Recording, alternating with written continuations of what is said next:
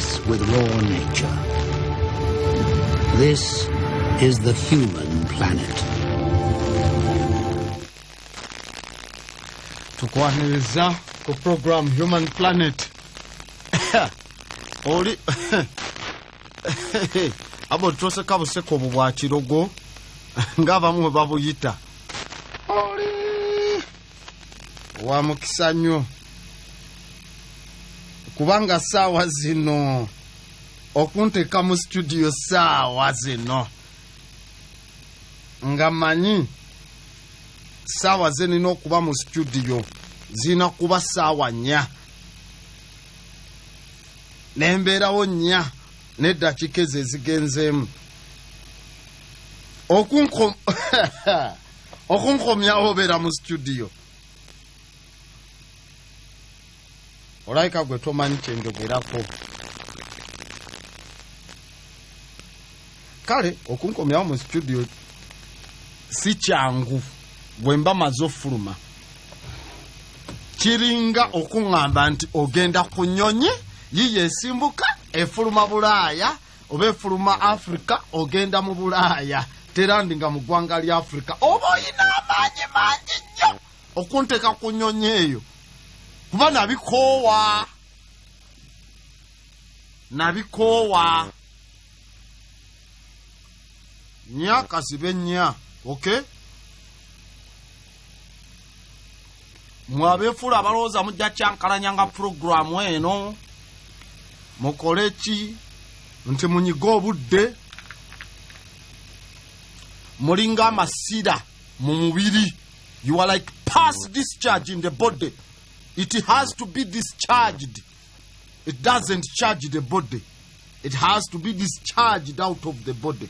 Mwe mulina tuvaamu oba mulibaawo oba mukolera bitongole byakyo oba bya gavumenti oba byawa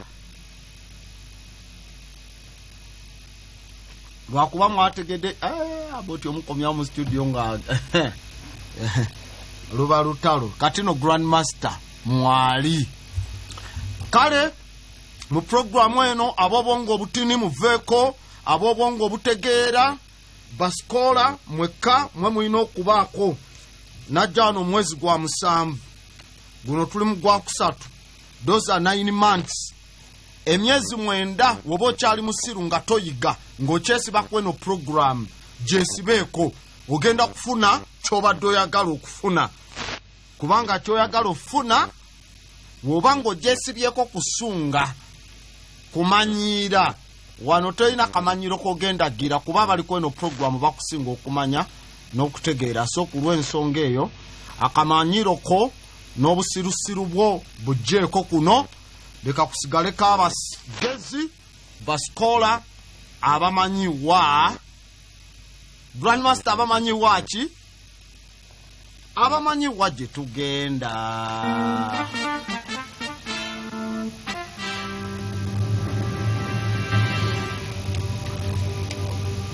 Only one creature has carved a life for itself in every habitat. Ekisolo kiri kimu oba ekyabwa kyetondeke kyetendoddewo we kisobola okubeera yeffeffeka.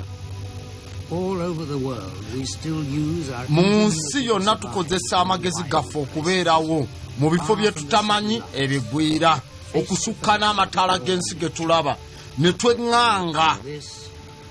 tweŋŋanga obwereere bw'ensi nga we buli kubanga naffe tuli mu bwereere bwa nsi. Now mweno program nagamba temulimu oli mukwano gwange oli muganda wange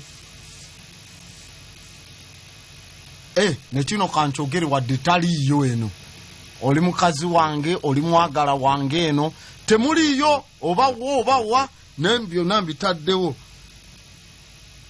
oba oli bwe kyolina omanya kiri kimu programu ekwasaganya abaddugavu abaazuukuka ne bava mu bunnya bw'empologoma ez'okubalya ezitalina gye zitutwala ne bwe zinaatulya omanyi waliwo ekintu kye tugamba bwe nyonoona oli mwonoonera kuzimba ki naye oba just omwonoona bwonoonyi naawe osigale nga weeyonoonye tewali magezi bamusudde mu bunnya bw'empologoma so we zindya empologoma zo zinaze endala zifunemu ki zigende zinyumize twalya grand aboti twalya ki bwe zisigala nga nazo kiri awo ekitegeeza zaalya nga nsiru naye ate be zajjako bo basigala bagamba nsiru olutalo lubeerawo baatwala omusajja waffe baakola kyeri twalina akayimba ke twayimbanga nga tukyali mu puroguramu y'obusiru Mukama yayagala ensi n'okuwaayo n'awaayo omwana we buli amukkiriza alema okufa buli amukkiriza afune obulamu nga we tukateekayo kyaki n'obutebe babusitula Mukama yayagala ensi n'okuwaayo n'awaayo omwana we buli amukkiriza alema okufa buli amukkiriza afune obulamu Mukama bwe yagala ensi ndi mutena Mukama yayagala ensi kangezeko yimba mu eya oba soprano nali watena na alto sibijjukira nnyo ebyera Mukama yayagala ensi n'okuwaayo n'awaayo mwana we buli amukkiriza alema okufa buli amukkiriza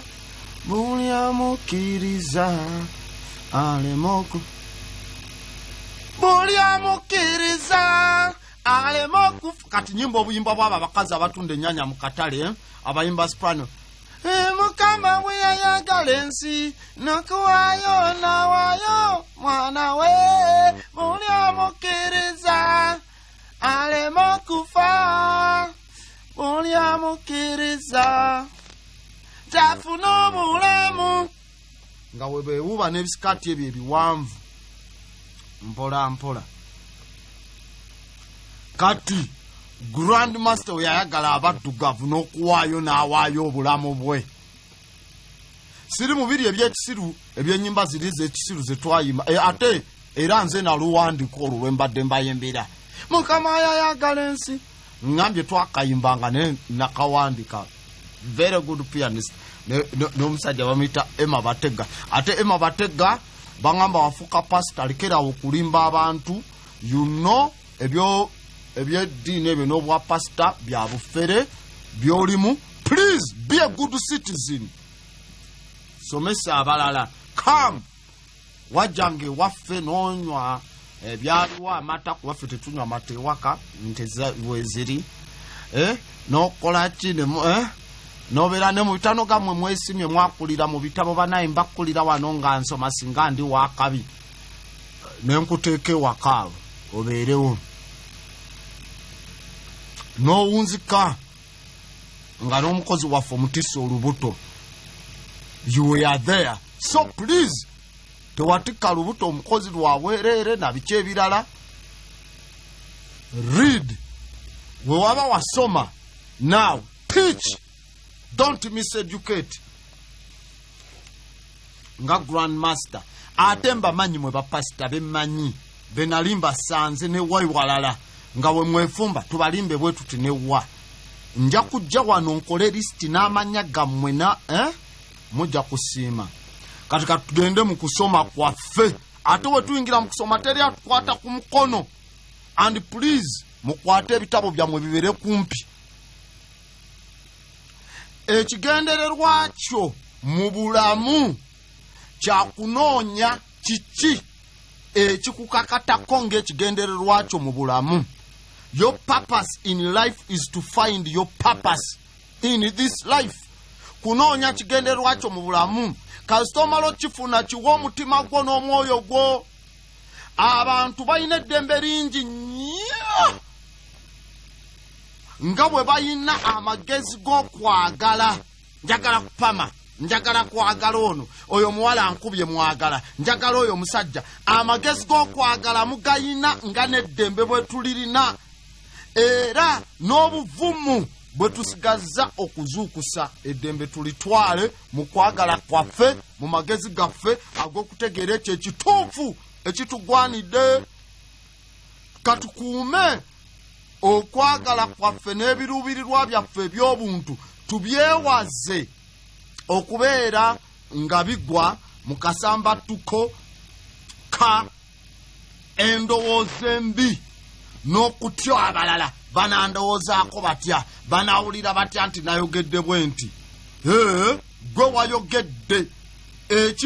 Ekivoola omuntu si kyekimuyingira munda wabula ekimuvuddemu.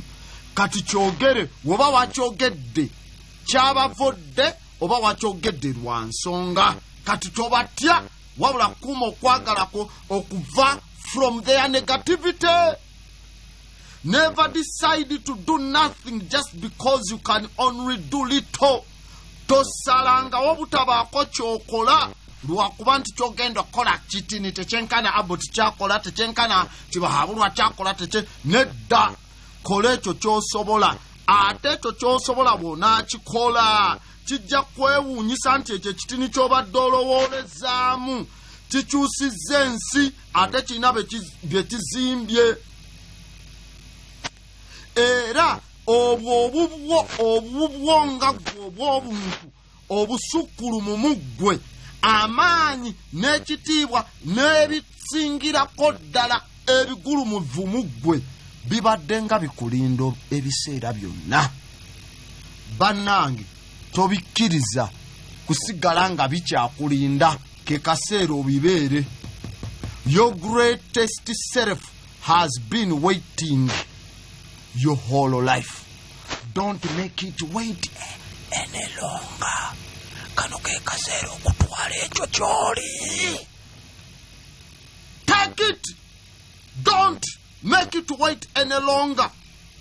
Grasp. Kado it.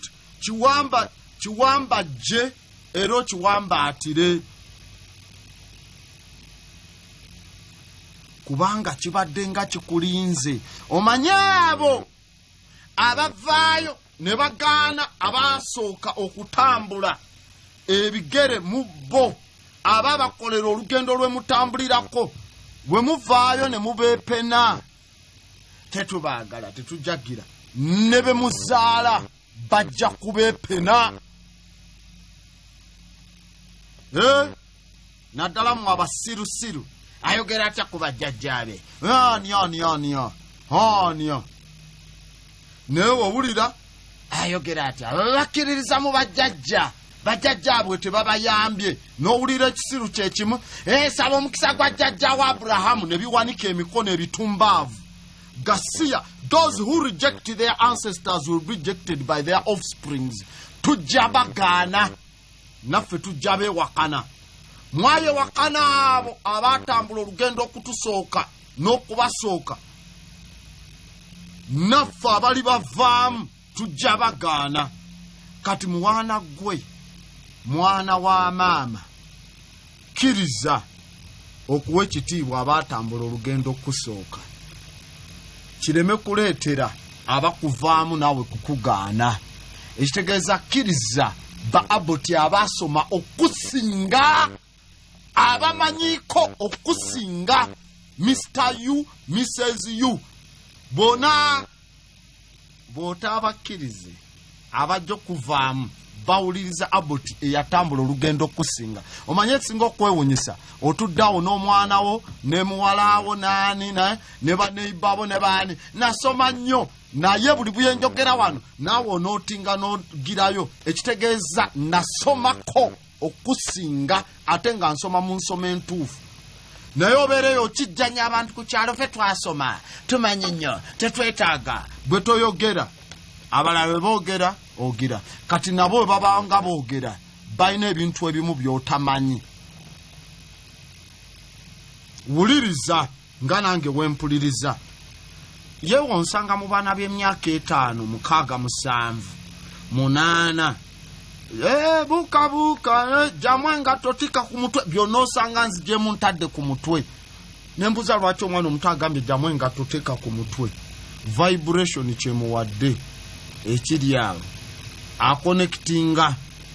akonektinga n'obwakyetondeka nze mbubaddeko emyaka 33 yali mu myaka 5 6 7 akyawuliriza vibration tanabeera contaminated n'ensoma ensiru tanabeera contaminated ne bino ebigattogatto bye twambala ennyo n'ebirala yambale bamukuba n'omukuba yambale engatto ojja kuleta lwaki yatayambala ngatto naye kati gwe teri agamba yambala ngatto okimanyi nti olina obeera nazo n'ebigere naye yakyali nabyo wansi ebigere akonektinga nene kyangambye zijje muteeka ku mutwe ayinawo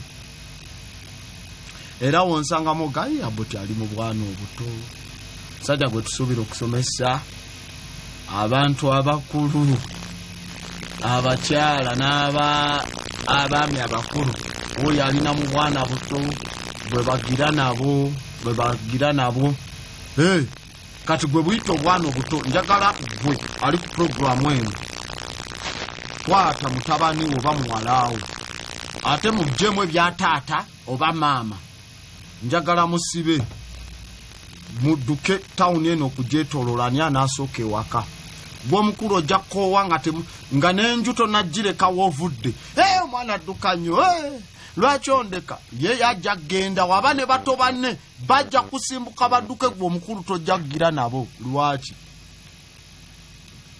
kubanga omubiri gwo wagutta dda wagwonoona mu kulya bakatandika nabo oyagala basiriwaza mu kulya mugere balyenga gwe tosobola kudduka ngabo fe twazanyanga round game nga tubuka blada n'abawala ne tugenda mu kafishi ne tugenda mu kaneeke ne tuteeka enkobe ezo ne bazisiba paka mu bulago ne tubuuka amagulu ne tugakaziya okyasobola gwo bibuuka. We were doing exercises emibiri gyaffe okubanga giri fit. We didn't have time and money to waste. Mbu tugenda mu kusasula jimu kusitula byuma abazungu bye batutegeredde okugira bwe bati. By the way neyo tujja gendayo naye kanveeyo tisite ekyandiise ku lw'ensonga eyo njogera obwongo bwange nga bwe mbirowooza nga bwe mbyogera nga kati kyova olaba sirumamu. Lwaki? Kubanga kinnuma okuluma olulimi lwange. Mbadde njagala kwogera kino ne nduluma kinnuma kati awo nina kwogera bwongo bwange. Mbanga kitabo tekibika page gwabika page n'ogamba osijja somawo oba nsomewo. Ne ku lw'ensonga eyo ekitabo ekigwanidde kipimibwa mu ebyo era ekitabo ekyo ekigwanidde tukipima okumanya nti kigwanidde okusinzira mu bikiki bye tukiggyemu. Tekinaggwa paka nga kiwedde. Okulowooza n'okusuubiriza y'ensonga gye tuliko wano n'okuteekawo ebyo mu nkola bye tulowooza. Mwana wa maama oli ku kitabo ky'olina okuggyamu. Woba owulira ng'oli ku kitabo oba ng'oli ku nze nga tolina kyonzigyamu, please vaako. Eno si ye rediyo yokka n'omuleretu. Onkomezeddwawo ne mu studio okusomesa kuba mbadde Kampala sawa mbadde kati ekyo kyopikinzeemu kyekyo. Bw'oba owulira topikingamu vaako. Bw'oba owulira ng'oli musiru nga tobutegeera ng'oli musirusiru kasodde kasooto dwa vaako totwesibaako. Nange saagala kusomesa batategeera. Tuyambe otuveeko munnange totwesibaako. Eno ye program egobako abawuliriza. Eno program ngobako abawuliriza ba rediyo. Woba mpuliriza rediyo eyo njagala nnyo vaako.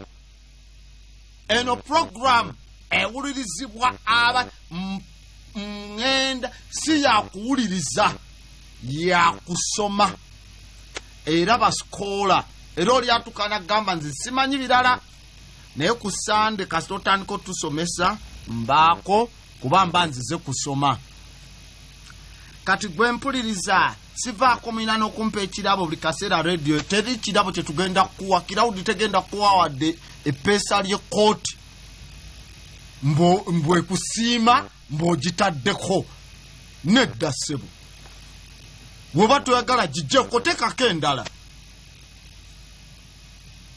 kyova olaba olulereetu luno olwatandika tebatimba ku bipande nawa tuleeta tukola bwe tuti tugenda ba ne programu zino wawulira etandise era we yali etandise tetwakugulira manda kuteekamu bwe tuba tetwaga kugulira nga tetwakukyajingira simu yo tetwakira ki era tetugenda kweguya kuwuliriza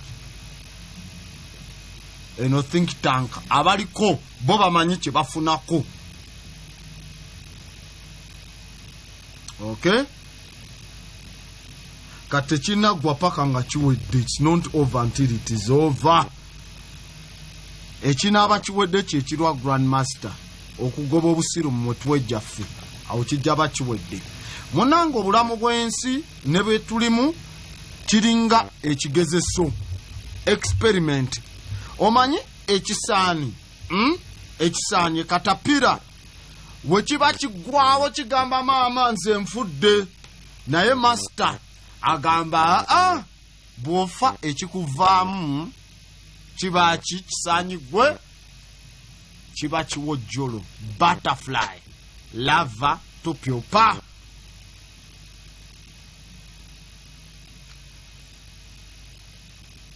Kati gwoyinza okugamba nze ebyange byakoma saasoma saakola ki aboti wuyo ali mu kwogera nnyo programu y'abayivu abasomi gwe okusoma kwomanyi omanyi kuli okw'ekibiina oba kuno okwokusande n'olwokutaano okw'ekisiru eyo kuno okusoma kwa kisiru okusoma kwe tuliko tuli ku bulamu na kutegeera. Kyova olaba wagenda kusomero ng'osoma mu P1 wayina SST wayina science wayina English ne mathematics amasomo ana tewaliyo somo lisomesa amagezi teryasomesa epistemology teryasomesa numerology tewaliyo somo lisomesa amagezi ekitegeza wagenda butasoma magezi. Kati ate tuli mu kusomesa amagezi ebyo byaba abasoma naye nga ne mu primary newa bino byensomesa tebiina syllabus negi kwebiri mu ggwanga lino kubanga eggwanga balyagaliza busiru. Nze nakoma nagira nkugambye ekisaanyi bwe kigamba nti kikomye kyo kifudde master kabwejungira bwagambira kakigenda fuuka eki butterfly ekiwojjolo. Kati ekisaanyi we kiba kibadde kirya ebikoola ebyandibadde bisika ekitangaala oba okugaziwa ne surface area esika ekitangaala okuyingira mu kijimusa ky'ekikoola okumenya emmere ekimere ekyo kirye for photolysis wakyetaga surface area y'ekikoola kigenda kigamba nayonoona ndiddewe obutonde nkoze eki naye ate wekiba kifu ekiwojjolo ekikivaamu ate kyo ne kigenda ku kamuli kali ne kisikayo ne kisikayo enkwaso pollen grains ne kizitwala ne kigwa ku kikoola ekirala oba ekimuli ekirala ne kijjawo. That is called cross pollination. Pollen grain from anthers to stigma. Ekyasooka kyali kibitta nga kibirya bireme mulisa naye ekibivaamu nga kyo kigamba kifudde ekibivaamu kivaamu okwongera okubyamu oba okubisaamu n'okumerusa ebirala for other bifunemu for the benefit and germination. Kati teweevaamu nti gwe wayonoona wakola ki okyalina ekirungi mu ggwe ekirungi ekiri mu ggwe oli muntu muddugavu okyasobola okukolera Afrika eno ekyamagero va ku kupima obwa kye bapima success n'okuyitamu ali successful oyo ki tobipimira ku levo za mugwira bw'oba otandise opimira ku levo z'obugwira otandise okusiriwala mu busiriwaluzi bw'omugwira era weebale kusiriwala in fact vaako toddamu nateeka koledi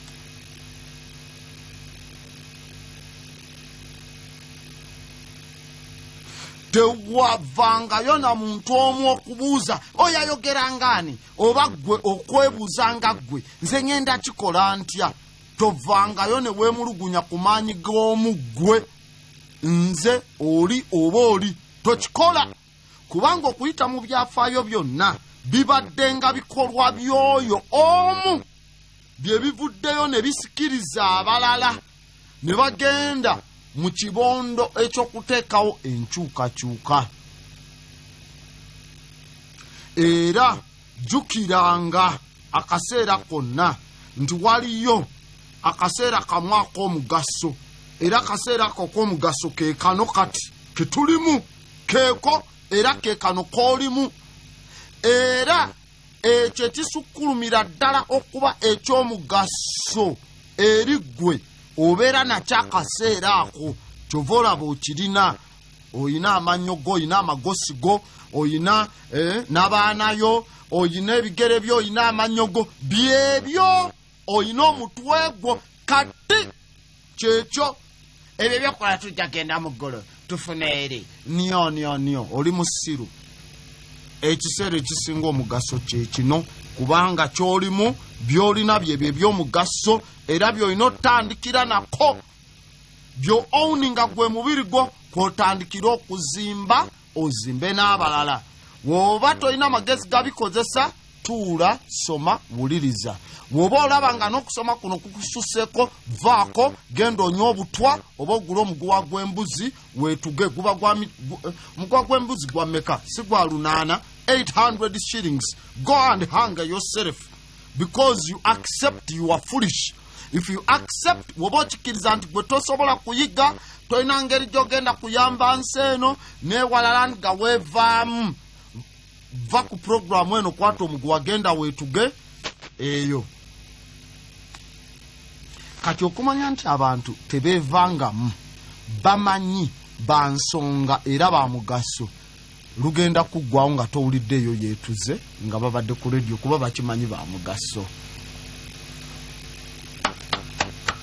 mwebale kwemanya nti muli ba mugaso era ekintu ekisinga omugaso ekyenkizo ennyo kukola ekirungi okikolere abo abakuli ku lusegere kyova olaba nange ndi wano nze kyemmanyi mu bulungi mu byonna mu byennina ekisingira ddala kusomesa leero byano abasiru abakuba essimu n'otunula oba byo biriyigaddi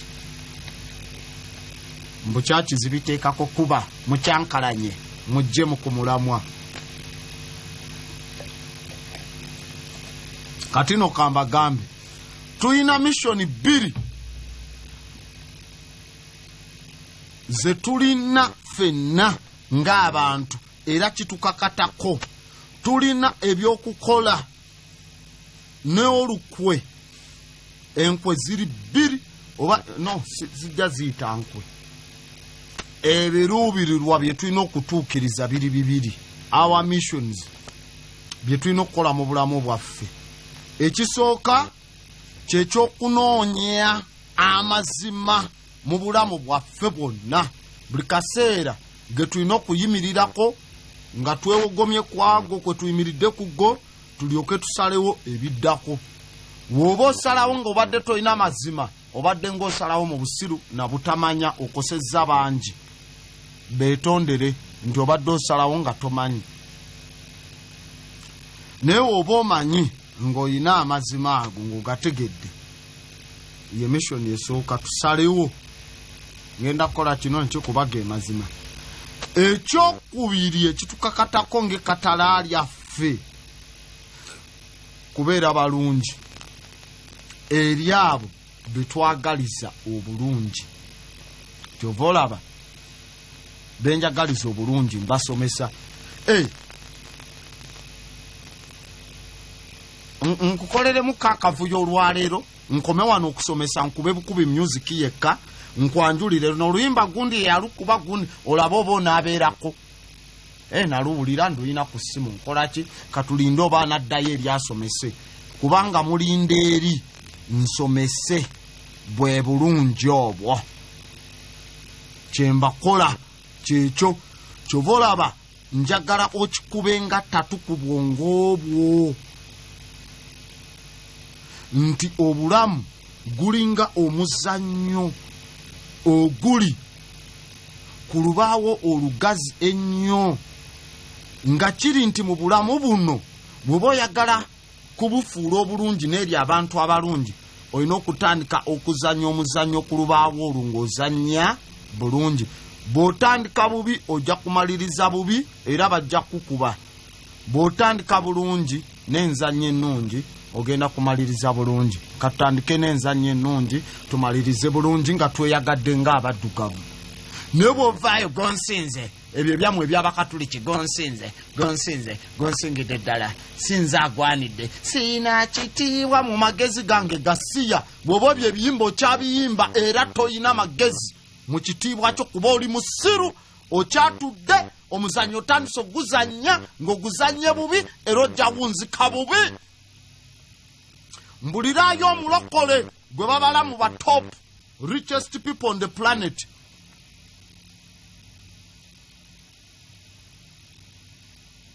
Taliyo. Abaliyo be babbye nga bazanyidde ku bwongo bwammwe.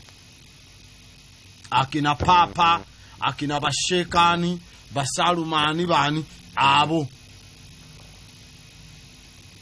Katutandika ng'ozannya bulungi. N'abalala baleme kuzannyira bubi.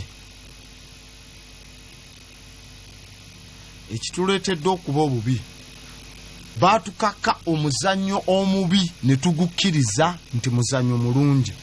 Omuzannyo gutukyayisa langi yaffe. Kirungi nnyo okukyawa langi etali yammwe muli baana ba kibi. Twazaalibwa mu kibi ekisikire Gasiya ne tutandika okukyawa bamaama baffe. Yatuzaala mu nsi embi. Siryerabira Mukama bwe yanzigyamu ensi nyo. Siryerabira Mukama bwe yanzigyeyo. Okyali wano mbu ye yakugjayo. You are dead dreaming. Olota misana mbu yakujja mu nsi.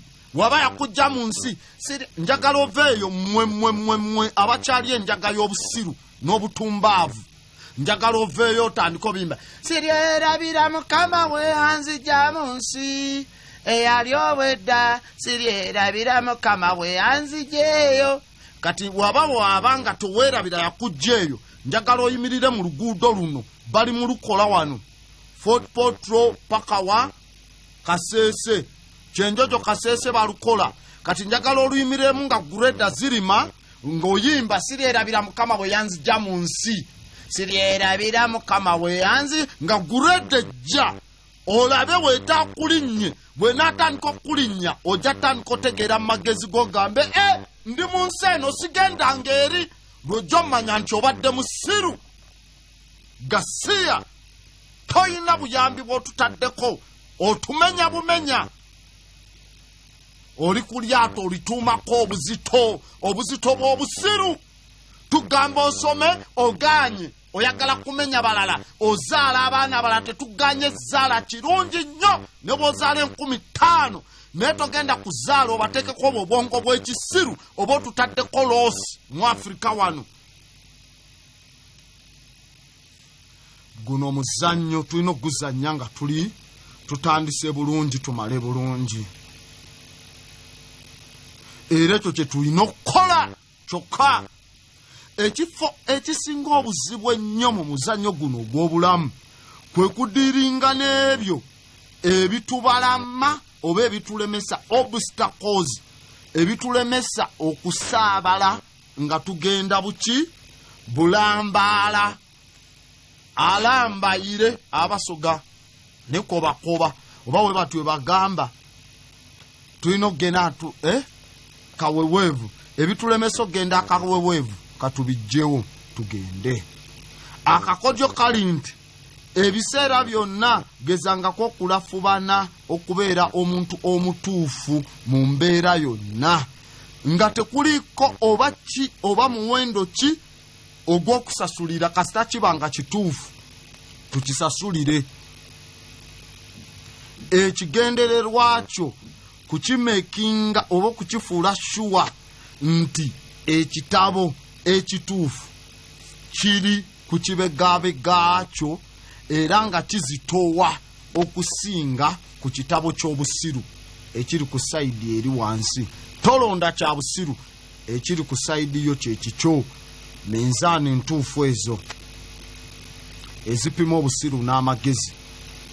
Kiri nti omulimo gwonna ogw'omuntu yenna ogusooka gunakuba kusooka kwerowooleza.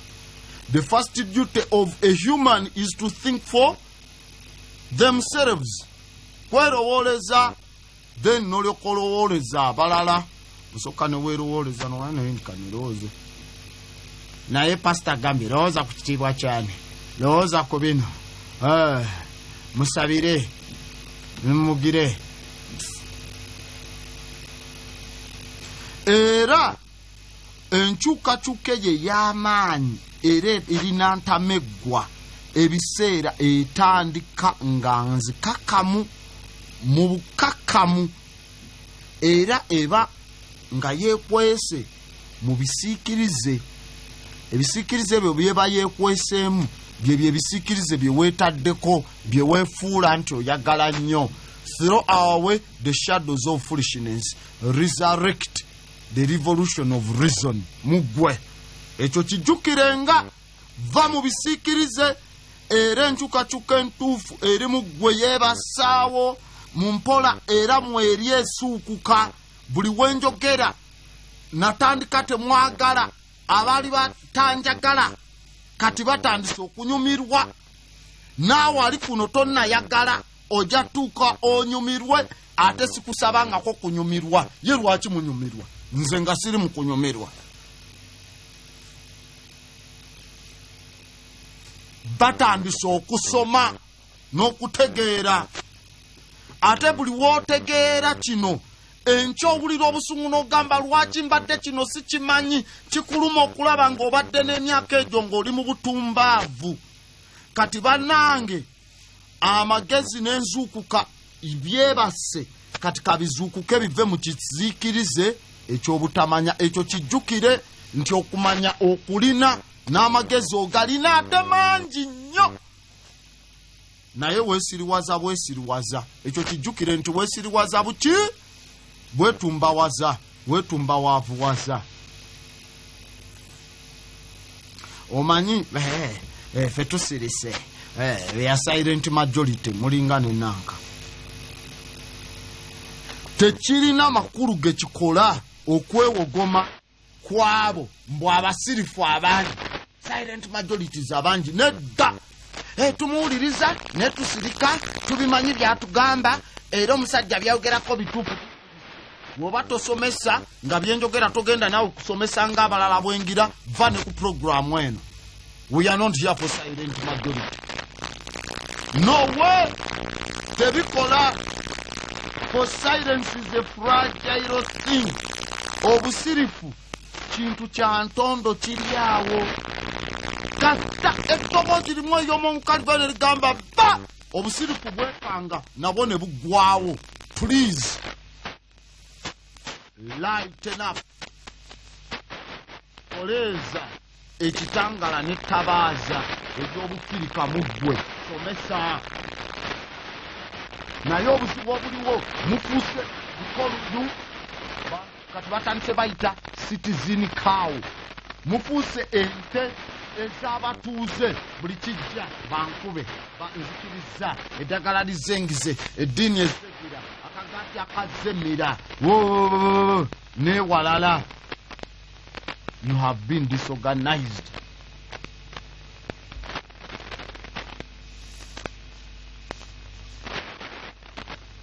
tulina eddagala lyetulya singa against n'ebyetulya bye tutalina kulya nga emibiri gyaffe ne blood group tezibikkiriza. Naye akagati ka church mwena mulya buli yassa amateekayo mwena ne muteekayo mwena ne mugira.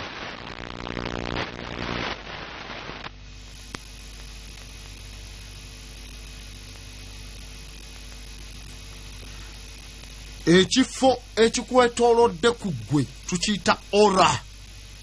Wokola 1 arm's distance omukono gwo gumu gye gukoma ku tipu yago, that is your aura.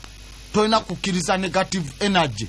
Ne mwakkiriza dda negative energy ne penetrating aura zammwe ne mwasama bakuliise.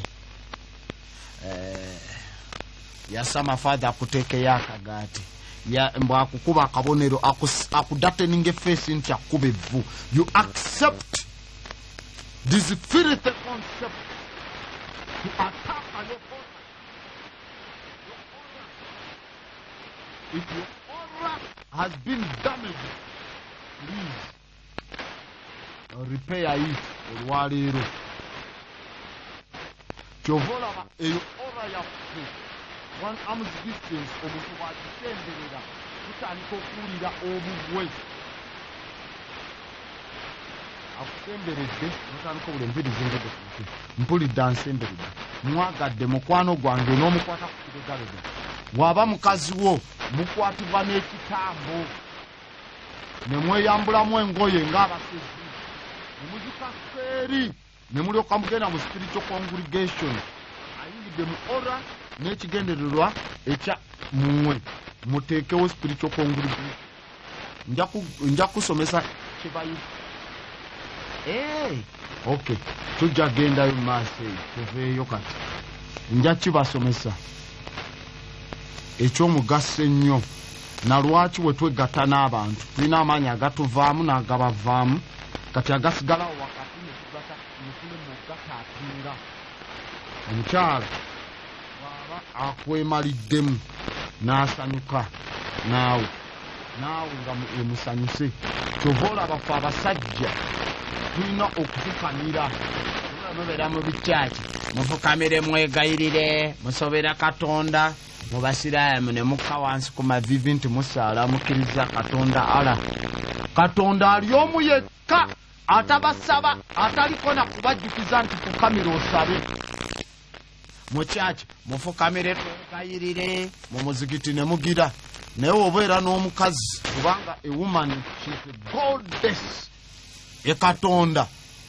Woba olina kyomwagalako nga mugenda mu spiritual congregation ojjamu engoye zo n'ofukamira wansi nga teryagambye kale fukamira ojje nkuweeko. Nedda ssebo okabusi. You beg for authority.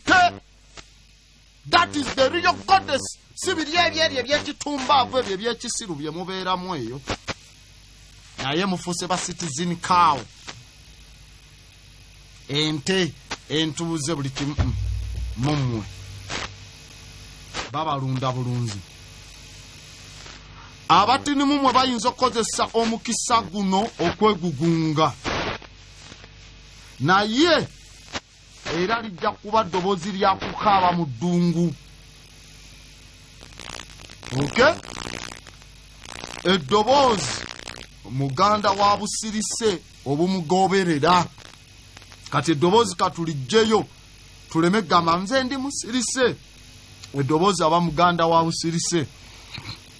Kati katulijjeyo ery'omuwanguka gye bakoma ogamba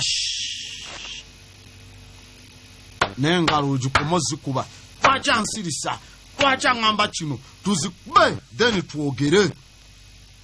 Abo abatutadde mu buwambe tebannawulira ku ddoboozi ly'abantu naddala mu mugigi gwaffe guno nga we balina oliwulira kubanga ly'amaanyi ate lyamwanguka liboggoka n'okusinga kye bafaayo okujjukira.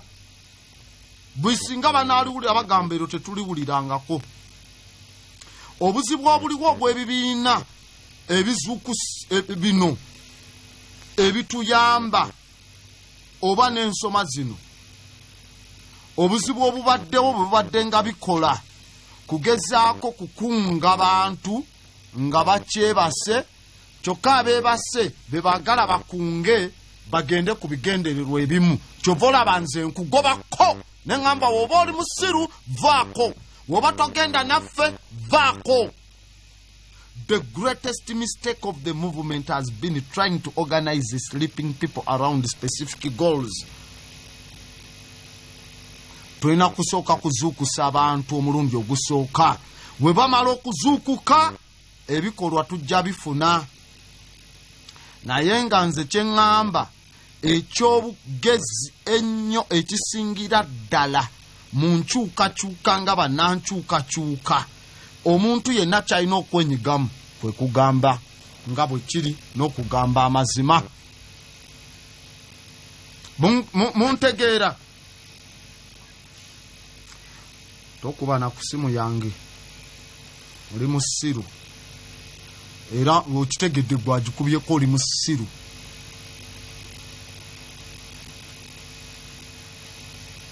Olinga n'empitambye kubiddwa enkuba toddanga mukikubako gikubako nga grandmaster ali mu kusomesa.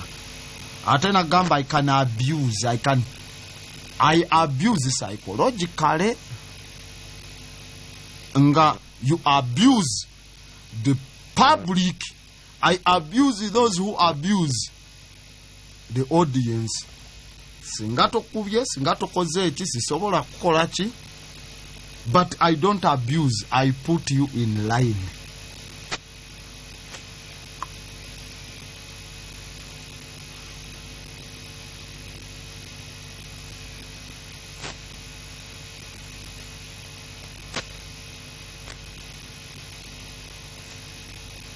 Mukitegeera?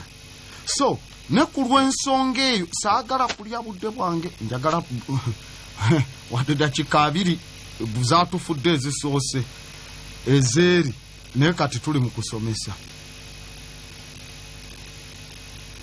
Tulina kusooka kuzuukusa abantu era we tumala obazuukusa bajja kuba bagenda.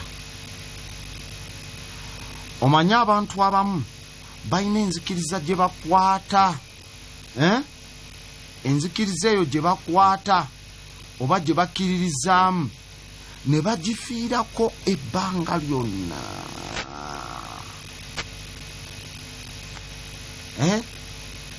Ne bagifiirako ebbanga lyonna. Gy'olinga tewaliiwo kirala n'obagamba ku kintu kirala teryaganye gwe kubeera nanzikirizanya. Naye tulina okugamba ku ekyo bwe tuba tulina kye kimanyiiko. Kati abantu abo obawa obujulizi n'amazima nga gavaayo ne gakuntana n'ekyo kye bakkiriza, obujulizi buno n'amazima amapya g'obawadde tebasobola gakkiriza kubanga kibatonda mubo okuwulira nti tebaali comfortable. Baba bafunye accident n'amazima. Mu psychology tukiyita ki? Cognitive what? Cognitive dissonance.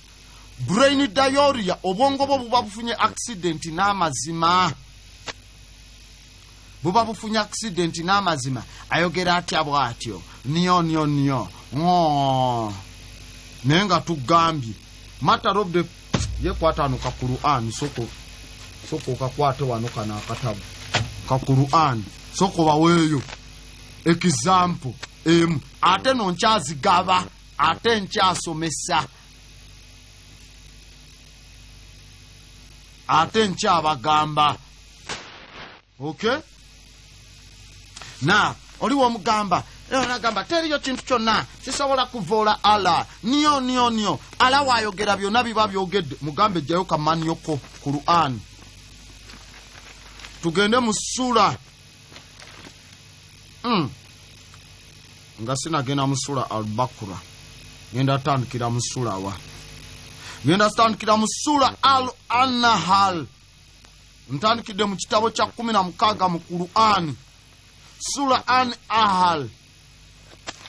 aya eyana mu 5 paka ku ya 5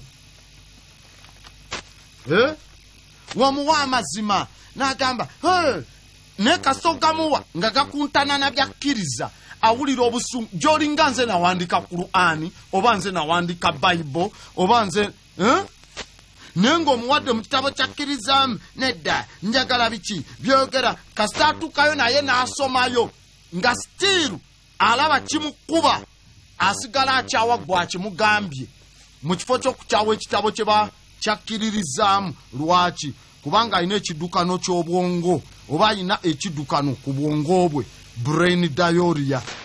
For example, teri kisobola gaana ala kasita ayogera nyo open Surah Al-Nahl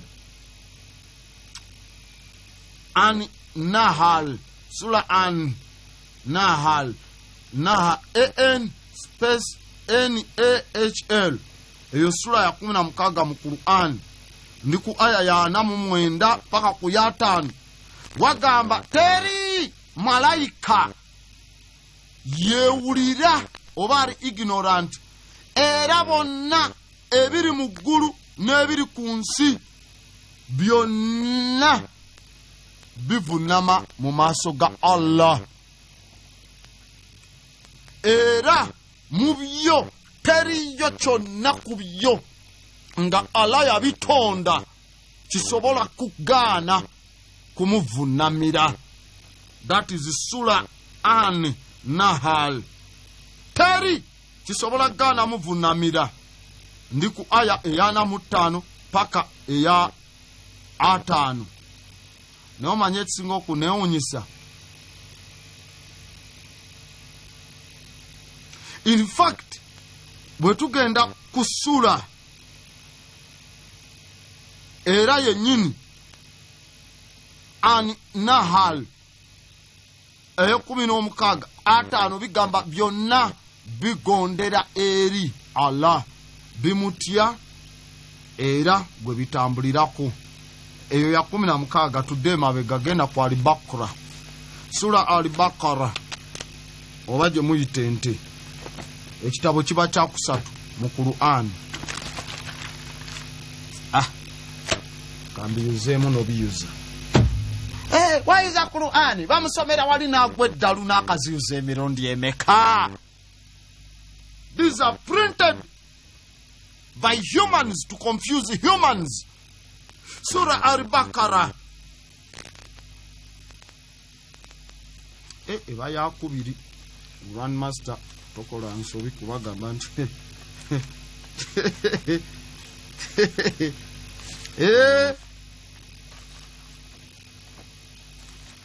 Surah Al-Baqarah twamaze feno tukayo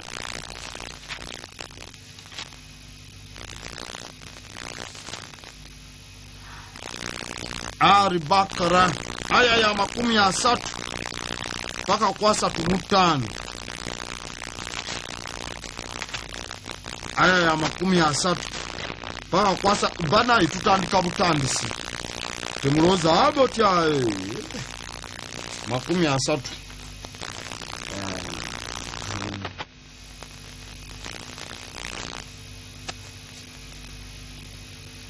Behold, thy Lord said, Waiz kwala labuka lelil malik ikati ina jo ilinaha. Anyway, katuveye yote mubitegeera. Wagambye ku ya 3 paka kwa 35 kwe tugamba behold thy Lord said to the Allah nagamba eri malaika nabatonze nembateeka ku nsi eno era temuyina kwegugunga muyo wadde okuyiwa omusaayi era tulina okijaganya era nga musanyuka nga omugulumiza Katonda. 3 n'asomesa Adamu amanya g'ebintu ki byonna n'amuteeka mu byo era n'amuleta mu maaso g'abamalayika n'agamba, ŋŋamba amanya g'abano oba oli mutuufu. Aya eyasatu mu bbiri. Ne bagamba, ekitiibwa kibe eri ggwe olw'amagezi, tetulina kirala.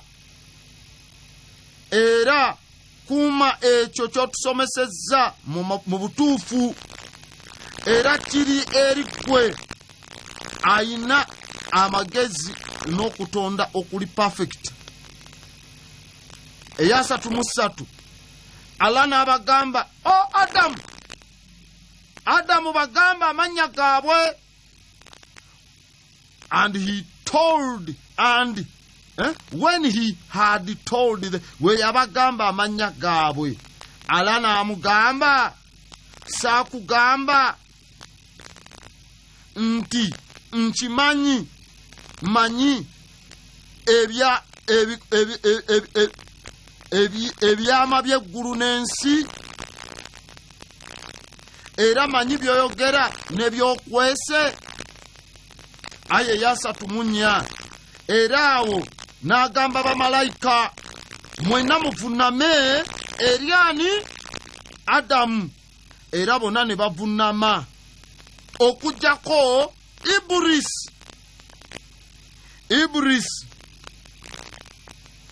Ila Ibris aba waztabukara wakana minara firin oba minara kafrin.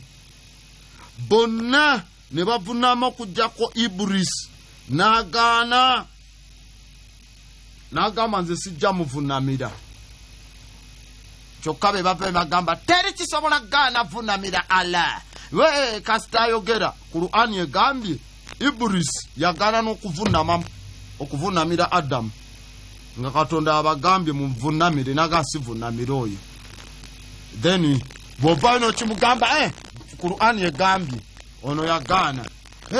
Omanyi batandika okuleeta ekiddukano ky'obwongo, cognitive dissonance. Obwongo bwabwe buba bufunye accident n'amazima. Era lwakuba nti kya mugaso bo bakuume enzikiriza yaabwe. Olw'okulemera ko ku nzikiriza bwabwe bajja kuvaayo bavume, batte, basuulewo, banyiigire, boogere bubi buli kintu kyonna ekitakwatagana na nzikiriza zaabwe. Mu nzikiriza ezo ze bayita ezaabwe engwira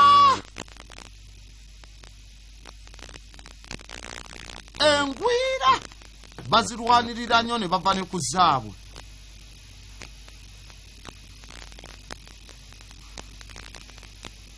Nze mbalabye nnyo abantu abatumbaavu batuka ne bagamba kyaki bagenda gisendawo eri mu ttaka kyamu mu mannya amalala.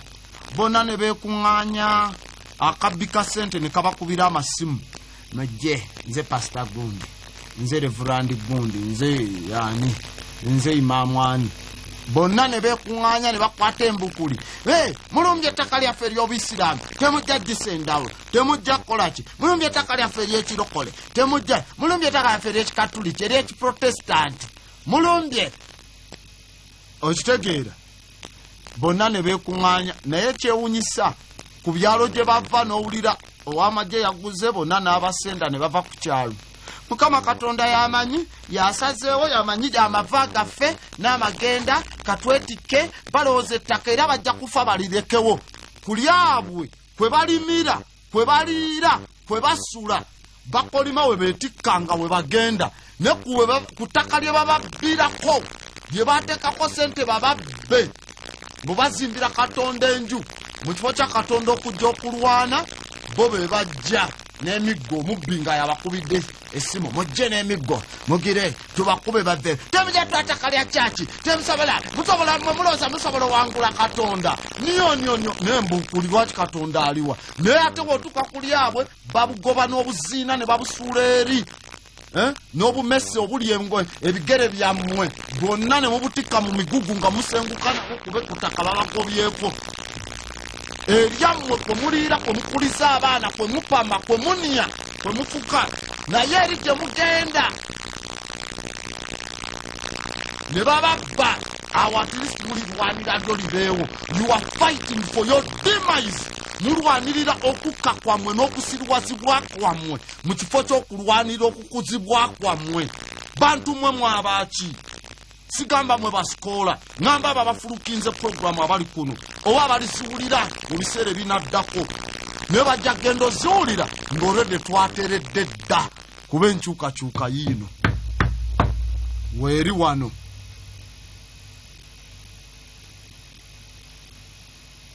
Ekisinga obusiru kiri kino: Abaju baleetera ensi okukkiriza nti be bantu abalonde eri Katonda.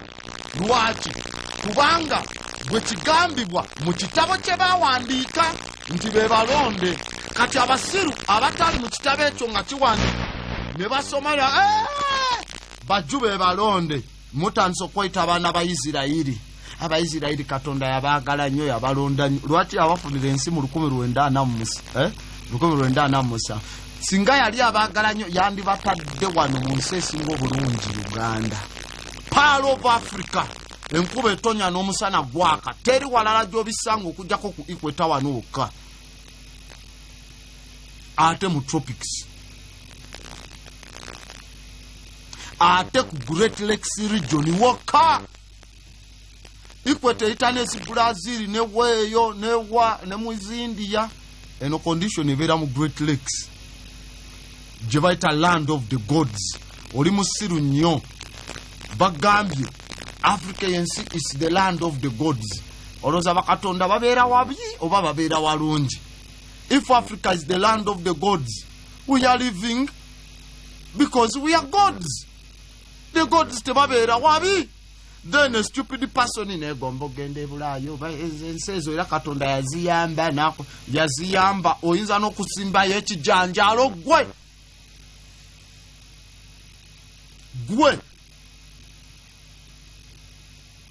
namala P7 yange nengenda n'ensigo eza simu entungo nendooza we naazisimba zinaamera wa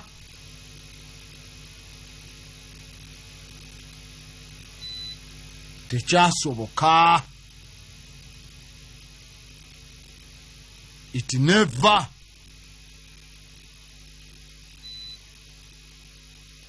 Abaju baleetedde ensi okukkiriza be bantu abalonda aba Katonda kubanga bwe kigambibwa mu kitabo kye bawandiika. Abakristo bakkiriza Jesus is God. Yesu ye Katonda era ye mutabani yekka owa Katonda kubanga we kigamba mu kitabo abakristo kye bawandiika. Then okumanya okujjako basiru ne beeyita nze ndi mwana wa Katonda. Then they say the only son of God. Kyokka nze pastor yeeyita a son of God ngate bw'ava n'agamba God gave there his only son. Yawayo mutabani we yekka gw'alina. Then the same fool. Do you get my point? Simanyi oba point yange mugitegedde bulungi.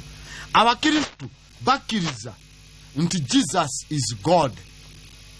Era Jesus is the only son of God. Kubanga bwe kigambibwa mu kitabo bo kye bawandiika okusiriwaza ensi. Ekyewunyisa kapasita ne kayimirira mu maaso g'abantu n'obusonso n'obugatto obuwunya kaboni mu kwawo. In fact abo tebakyawunya na kaboni mugere, bawunya salufa. Buli eyo obufere ne kayimirira eri n'ebikotikoti ebironde kabundeire ne katandika okwogera. Me as a son of God I command. Ebyo ebitega njagala biveewo. Ke kavudde ne kabagamba Jesus is the only son of God. Then we kavaayo kagoba mbwe ebiteega. I as a son of God I say, what about only kitegeeza yekka ye mutabani wa Katonda? Kapasita nkavayo nkayimirira as a son of God I command. Mwena mugamba amen. Yes, ne kalyoka kabagamba join me nga we tubigoba. Everybody say bitega genda. Church yonna abatumbavu mwena bitega genda. Mwena muddemu amayembe genda. Church yonna abatumbavu amayembe genda. Akeise ka son of God nga nzenga mutabani wa Katonda ngenda bigoba. Lwaki ngenda bi abagambye nzenga mutabani wa Katonda ebyo ngenda bigoba. Lwaki atayita mmwe? Abagambye mi as a son of God I'm chasing away emizimu. Olumana agamba mwena muwanike emikono mugambe genda. Why? Yetaaga abalala. Muli basiru temumanyi mi onure you don't know sinjula ne plural. Nabyo era tubasomesa tusoke bakubira debe. Oba mwaga kusoka kulya mazi. Mutegere nti muli basiru. Naddala bakyagenda mu ebyo ebiyumba by'embuzi. Bible gambye the only son of God. Pastor Vuderaga as a son. Naye yeyita son of God. Newerabira only son. Ngenda bigoba kitegeza mi sinjulale. Then agamwe namuwandike emikono mugire. What about him? The me against ewa, the sinjule against ewa, to be plural. Mwandi muka pastor tetugenda kuyamba wagambye ogenda bigoba kuba oli mutabani wa Katonda. You don't question. Olwobongo obunafu mwena emitwe genda mulinya natandika saba ne mutandika roba baba shiko yandere barobandere baraba rabba baba shiko yandere barobandere ba ramashekete yarabamba karababa ne mwogere bigambe byekiseru. Kubanga kyekitabo kye bawandiika mukirizibwe okusiriwaza. Abayisiraamu bakkiriza nti obuyisiraamu yeddiini yokka entuufu kubanga bwe kigambibwa mu kitabo kye bawandiika. Pointi zange muzitegedde. Teriyo mulala yawandiika. Abakristu bewandiikira ekitabo ky'okusiriwalizaamu be batadde mu Bukristu. Abayisiraamu ne bawandiika ekitabo ky'okusiriwalizaamu be batadde mu Bukristu. Abaju ne bawandiika ekitabo ky'okusiriwalizaamu ensi okufuna ekisa nti bo batte babbe n'ebyobugagga bye baagala nti be bantu abalonde ab'ensi eno. We baba nga abaju they are the only chosen of God. Lwaki papa tava mu bo? Question yourself, you Catholic. Oliyeyo abeja abae tuli bana ba Israeli. Papa goina va mu Argentina. If he's the chosen one, why doesn't he come from Israel?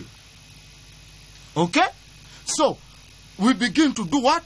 To question. Tubuze ensonga ezo. Kati kyekibuuzo kye njagala mbuuze. Can any believer in a sect oba mu ddiini aveeyo atusomere buli mukkiriza yenna? Ekibuuzo kye mbuuza mu ddiini yonna. Aveeyo atusomere mu bitabo byabwe nti Katonda mu Bible yavaayo n'agamba nti eddiini eno balina giyita Christianity. Njagala aveeyo mu Buisiraamu agambe Allah we agamba Muhammad ku lusozi lwa Ila. Muhammad never exists. In fact, ku Sunday I'm going to teach you he doesn't exist because he never. He's a forgery like Jesus Christ. Sunday just prepare your notes. Oliangambyo bagambo cha to prepare their notes.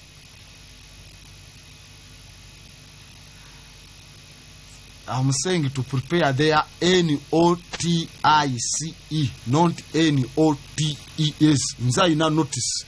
Ezisomesa. Boba ina notice. Ezigamba abalala. Notice. Tegeza na abalala. Kati njagala ove mu Quran.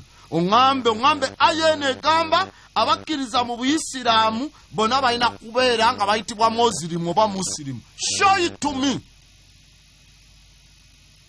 Allah nga wabagamba show it to me mu Bible nti olina kuba the Bible says abakkiriza mu Bible ne Jesus. The Bible says they are supposed to be called the Roman Catholics. Mboba they are supposed to be called the Protestants. Oba Seventh-day Adventists. Oba Jehovah wickedness. Oba where Show me that a God sanctioned a specific name for a religion that all humans should follow. Singa mu bitabo ebyo mubaamu eddiini egamba nti nze Katonda ngambye Musa mu mateeka 10 oba mugali mwena mwina kubeera bakatuliki oba ba Protestant oba wa. It is not there. Why? Because the religions are forgery and the books are still what? Forgery. Did Muhammad enthusiasts and Jesus, all Buddha, all Krishna, etc., did they leave a name to be called to their followers? Balina werinnya lye baleka. Abananzikiririzangamu bajja kubayitanga Christians. Abananzikirizamu bajjanga bayita ba Buddhists. Abananzikiririzangamu bajja bayita Jesusists. Oba Christians. Abananzikirizamu you be called Muhammadists. Or it is not there because it is you fight for so much a name, a destiny, etali na mu kitabo kye ky'osoma. Then you call yourself intelligent. Todanga mukuteesa nga ba aboti boogera. Never even dare open your beak. Just learn, yiga. So, let me tell you, no God has ever told me, nawe, teri Katonda yenna yali agambye nga gwe, oba nze, that nti ayagala musinze. There is no any wali owulidde Katonda ng'avuddeyo n'agamba nti akandwanaho mbadde nsaba ekintu kimu onsinze. Have you heard them? It is only the African gods. Ate abantu ge batondawo because God was created by man.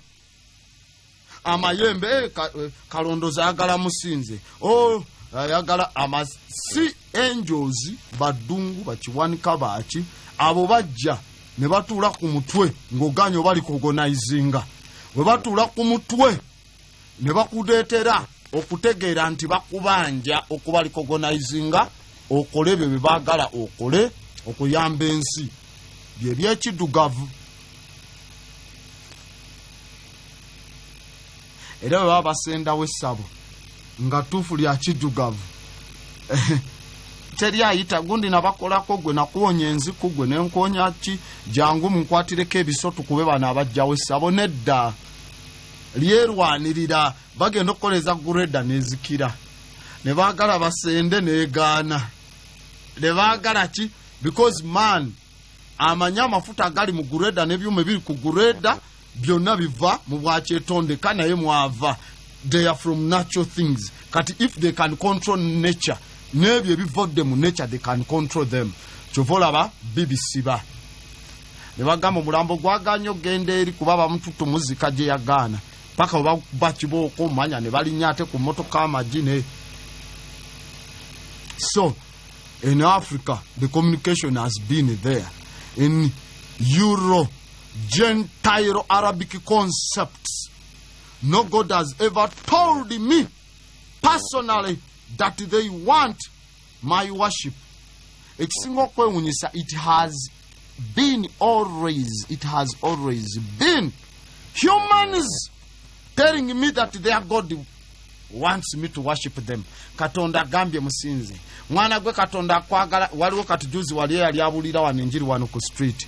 Mbu atagetinga nze nti nsobola okulokoka. Natunulira kifeesi ekyobusiru naye ng'alina amagezi agalina okuzuukusibwa.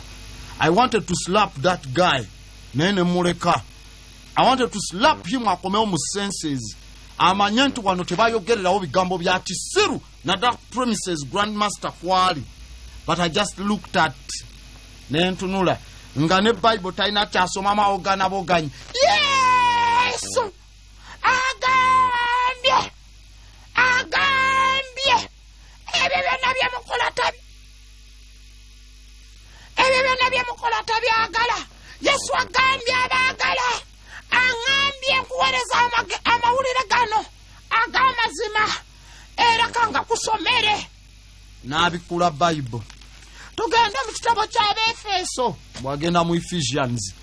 kati nentunulira n'obulokole obulutunda wano bu mobile money n'obulala obuli wano bwona nendaba nga busiru ne ngamba mmwe sina budde na bwammwe kyovula seetaga nabagamba nze sina muntu gwe nali ngambye teekako rediyo nga nsomesa abategeevu bo bamanyi amagezi gye gali baganoonya kati nempulira oli omutumbaabi Yesu agambye alina amawulire akwagala era amawulire gangambye nga kuwe gaagano nga tuusisa bikula mu Befeso Ephesians gye yagikuwadde n'abiwandiika nga bipya waba aleesa amawulire ga Zulu yandireete nga kuliko ekigambo Zulu nkuwandiki naye ate onsomera mu Ephesians nentunuulira ebisiru byonna nendaba nga bubikula mu Bayibuli ne butandika okusinza ne buwanika emikono obukkiriza mu programu y'obutumbaavu n'obusiru ne ngamba laba zino embaata teri Katonda ali aŋŋambye personally nti ayagala musinza mwaba abagwira bantu abakkiririza mu butumbaavu bwe bavayo ne batugamba. So let me make this statement very fast. If a person is born ignorant to parents that are ignorant in a society that is ignorant, that person lives a life of ignorance and eventually dies in ignorance. Ignorance is the norm.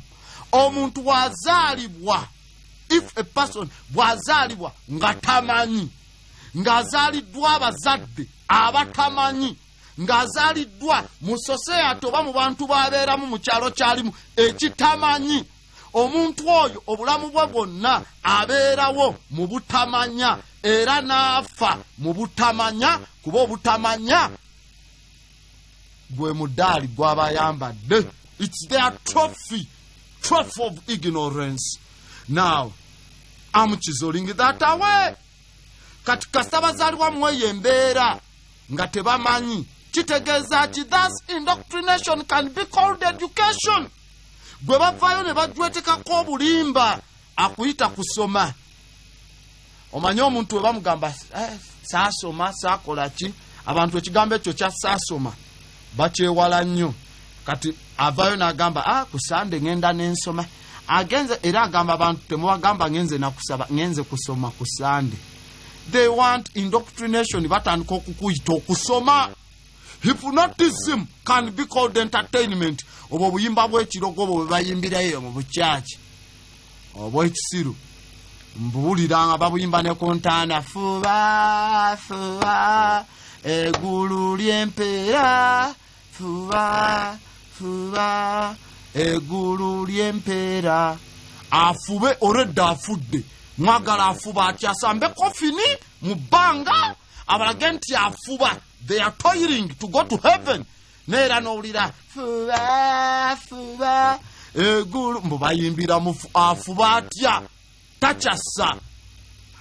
Abasiru bonna n'osanga nga bayimba mu mbeera eyo nga bazaaliddwa out of ignorance, indoctrination, budget education. Obuyimba obw'obubasiriwaza babuyita okusanyusibwa. Criminals can be called leaders. The Pope is a criminal. Why? Kubanga ya sanctioning okutunda abaddugavu mu buddu. And he has stolen money ez'abaavu. Wano we yajja wano nakozesa KCCA Kampala City Kampala City Kasasiro. Let me call it erinnya lyayo Kampala City Kasasiro, not Kampala City Cancer Authority. Kampala City Kasasiro yasoka nagikozesa losi ya billions nkaga musanvu ku luguudo olwa wansi eri olwa Salama paka Munyonyo bateekako ebitala ne basibako ebinnya ne kolasi nti agenda kuyitako. Akasajja we kajja mu biteeteeyi byako ne kagamba sijja sula yeeyo, ngenda sula wa Kadinani Wamala Nsubuga. Enda sula Kadino Wamala Nsubuga ate ba Musolioni bani mwena tetubakkiriza mujasigala ebweru w'ekikomera. Papa ayagala kusula na Kadino Wamala Nsubuga. If the Pope is Francis, gwayagala osula naye bamuyita Wamala Nsubuga. Pope dying to sleep with a fellow man when we know homosexuality in Rome. It was an appropriate time to cane this guy. So, Criminals can be called leaders. Babayita abakulembeze. Lies can be called the truth. Obulimba ne babuyita amazima. Omanyi lwaki? Kubanga obwongo bw'oyo omuntu tebubangako bubwe. They were born out of ignorance. Abooluganda ndi mu kubagamba obudde ndaba buntwala bubi. Sinatuuka na mu kwota gye mbadde ŋŋenda eddakiika ziri 2 gakyannuma ate nga kale katugattewo. Abooluganda, there is no true social revolution without the liberation of women. Baganda bange, tewaliwo nkyukakyuka esobola kubaawo mu society ne mu bantu mwe tubeera nga tetusoose kununula bakyala baffe. Kuba be bakatonda banakazadde b'ensi eno gye bakoma okuba obusiru n'ensi gye koma okuba obusiru. Now njagala oyimirire ku kyaki obale abasajja bameka abayingira n'abakazi bameka. You'll see abayimirira waawo kye kikyasinza ate